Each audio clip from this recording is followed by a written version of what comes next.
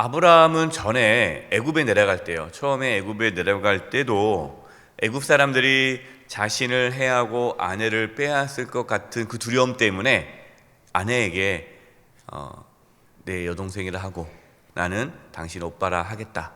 부부라는 사실을 숨기자라고 한 적이 있었죠. 오늘 말씀에서도 똑같이 그렇게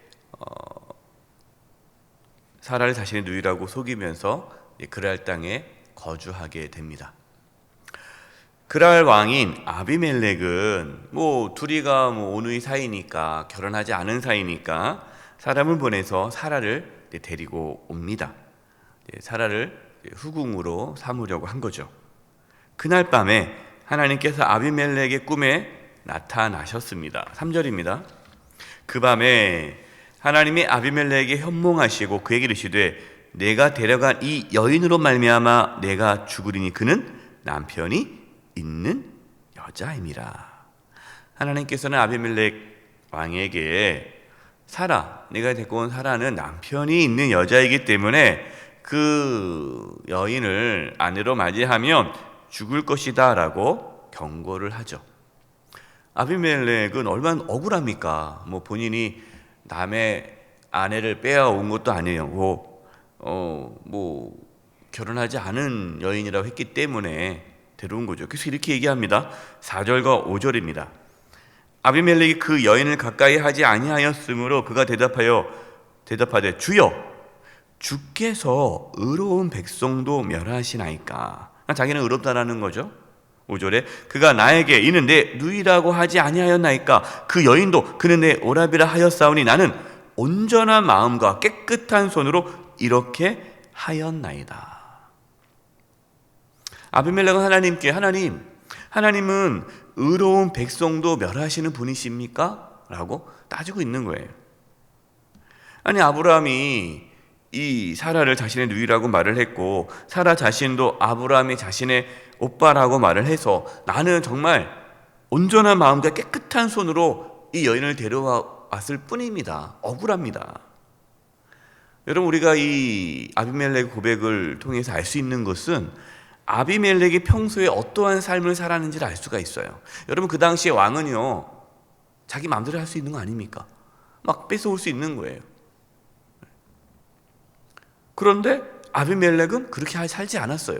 깨끗하게 살았어요. 정직하게 살았어요. 바르게 살았다는 겁니다. 하나님은 그것을 알까요, 모를까요? 아시는 거예요. 하나님은 아비멜렉이 어떻게 살았는지 아십니다. 그래서 아비멜렉을 보호하기 위해 꿈에 나타나신 거예요. 하나님께서 이렇게 말씀하십니다. 6절입니다. 하나님이 꿈에 또 그에게 이르시되 내가 온전한 마음으로 이렇게 하는 줄을 나도 알았습니다. 나도 안다. 맞다. 네 말이 맞다. 안다. 그래서 너를 막아 내게 범죄하지 아니하게 하였나니 여인에게 가까이 하지 못하게 함이 이때문이라. 하나님은 아비멜렉이 정직하고 하나님 앞에 의로운 자로 살았기 때문에 아비멜렉이 죄를 범하지 않도록 그를 막아주기 위해, 죄로부터 막아주기 위해 꿈에 말씀하신다라고 하시는 거예요. 여러분, 하나님께서는요 우리가 범죄하지 않도록 막아주십니다. 우리가 죄를 짓기 전에 깨닫게 해주세요. 그거 하면 안 돼. 이건 죄야. 그리고 어떤 여러 가지 상황에서 내가 악을 행하지 못하도록 막아주십니다. 여러분, 그때 그 하나님의 사인을 알아야 돼요. 하나님이 나를 막으시는구나, 내가 죄를 짓지 못하도록 막아주시는구나를 깨닫고 순종해야지. 그 하나님의 사인을 보고도 악을 행하기 시작하면 이제는 끝나는 삶을 사는 거예요. 여러분, 하나님께서 막으실 때 그것이 하나님의 은혜요 사랑임을 알고 순종할 수 있기를 바랍니다. 7절입니다. 이제 그 사람의 아내를 돌려보내라. 그는 누구라? 선지자라. 여러분, 아브라함이 선지자라는 거예요. 그가 너를 위하여 기도하려니 내가 살려니와 내가 돌려보내지 아니하면 너와 내게 속한 자가 다 반드시 죽을 줄 알지니라. 하나님께서는 아브라함은 선지자다라고 말씀하시면서 그 아브라함이 아비멜렉을 위하여 기도하면 살 것이다 라고 말씀합니다.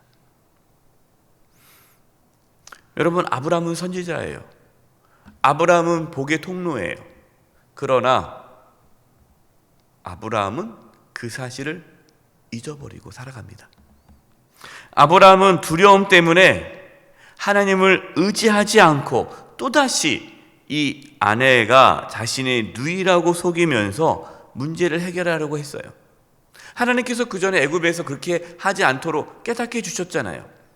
너 그러지 말아라. 나를 의지해야지. 자꾸만 그렇게 하지 말아라 하고 하나님께서 말씀하시고 훈련시켰는데 여전히 이 아브라함은 하나님을 의지하기보다 어떠한 문제가 생기면 처세술로 자신의 어떠한 경험과 지혜와 능력으로 그 문제를 해결하려고 한 거예요. 이 그랄 땅에 머물면서도 마찬가지로 하나님을 의지한 것이 아니라 아브라함은 세상적인 방식으로 위험을 모면하려고 했습니다. 참 아브라함이 연약하죠.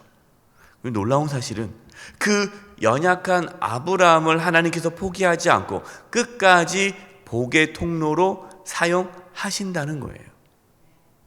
여러분, 저와 여러분 연약하지 않습니까? 우리도 맨날 넘어지잖아요. 믿음을 산다고 하지만 또 다른 어떤 인생의 문제 앞에 염려하고 고민하고 또 넘어지지 않습니까? 저는 아브라함을 보면서 이것이 우리의 모습이다. 그러면서 연약한 우리를 끝까지 사용하시는 그 하나님의 은혜가 너무나 큰 거예요. 여러분, 우리가 잘나서 우리가 대단해서 하나님께서 우리를 사용한 것이 아닙니다. 우리가 연약하고 부족하고 죄 많은 인생이지만 그럼에도 불구하고 하나님께서 우리를 다듬어서 우리를 고쳐가면서 여전히 복의 통로로 사용하고 계십니다. 여러분, 이 은혜를 깨달을 수 있기를 바랍니다. 아비멜렉은 아침 일찍 일어나서 자신에게 있었던 모든 일들을 종들에게 얘기를 해요. 주변 사람들에게 얘기를 합니다. 그러면서 이제 아브라함을 부르죠. 그래서 왜 이렇게 나한테 내가 당신한테 뭘 잘못했길래 내가 죄를 짓도록 왜 이렇게 나에게 악을 행하느냐 하면서 이제 아브라함을 책망합니다. 그때 아브라함은 자신의 잘못을 인정하지 않고 변명을 해요. 11절 12절입니다. 아브라함이 이르되 이곳에서는 이 그랄 땅, 지금 머물고 있는 이 땅에 사는 사람들은 하나님을 두려워함이 없으니 내 아내로 말미암아 사람들이 나를 죽일까 생각하였으며 또 그는 정말로 나의 이복 누이로서 내 아내가 되었음이니라. 아브라함이 뭐라고 얘기하는 거예요? 자기 때문이 아니라 이 땅에 살고 있는 사람들이 악해서, 이 사람들이 하나님을 모르니까 악을 행하니까 이 사람들이 악해서 나를 죽이고 아내를 빼앗아 갈 것이라 하겠다라는 거예요. 자기 잘못은 얘기 안 하고 이 땅의 사람들이 악하다는 얘기, 변명을 하는 거예요. 그러면서 뭐라고 말합니까? 실제 나의 누이다. 핑계를 대는 거예요. 난 거짓말 한 적 없다. 참 이게 교묘하게 거짓말을 하죠. 우리도 그러지 않습니까? 거짓말하지 않는데 의도적으로 얘기 안 함으로써 이제 이렇게 오해하게 만들면서 거짓말하게 하는, 참 이 아브라함이 아주 정직하지 못한 사람이죠. 여러분, 이것은 올바른 신앙의 모습이 아니에요. 우리는 연약하기 때문에 잘못할 수 있어요. 그럴 때 자신의 잘못을 인정하고 회개하면 됩니다. 변명하거나 핑계를 대지 마십시오. 하나님은 변명하고 핑계를 대는 그 아브라함을 다듬어서 내 믿음의 조상이 되도록 이끄십니다.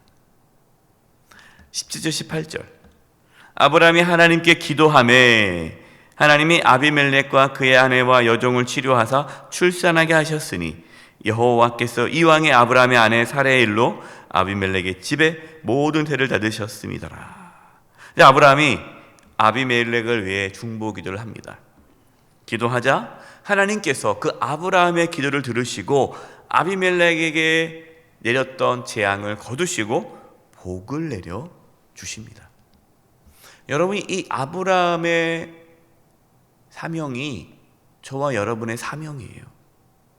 그래서 저와 여러분이 믿음으로 살지 않으면, 저와 여러분이 하나님 앞에 정직하게 믿음으로 살지 않으면 저와 여러분을 통해서 주변 사람들이 고통을 받습니다.